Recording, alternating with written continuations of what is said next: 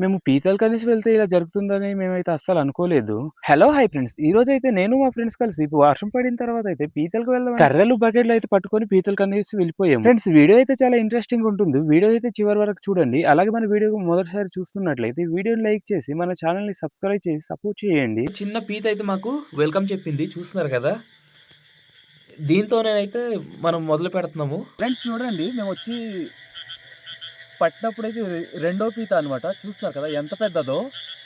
చాలా పెద్దది.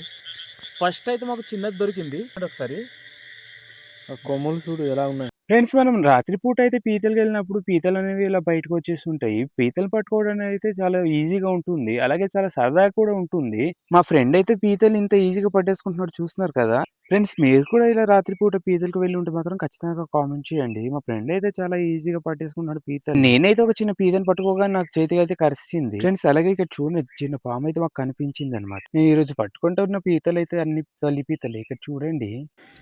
ఫ్రెండ్స్ ఇక్కడ చూడండి మనోడైతే ఆ పీతను పట్టుకోవడానికి ఎన్ని విధాలుగా ప్రయత్నిస్తున్నాడు. మనోడైతే ఎంతో కష్టపడి మొత్తానికి పీతను అయితే పట్టేసుకున్నాడు చూడండి. అది సచ్చిందో బ్రతికింది కూడా తెలియట్లేదు. బ్రతికిందో. ఫ్రెండ్స్ ఇక్కడ చూడండి మాకు పీతల కన్నా అలాగే పీతల కాంపిటీషన్గా ఈ పాములు కూడా కనిపిస్తున్నాయి. ఈ పాము పేరేంటో తెలిస్తే కామెంట్ చేయండి.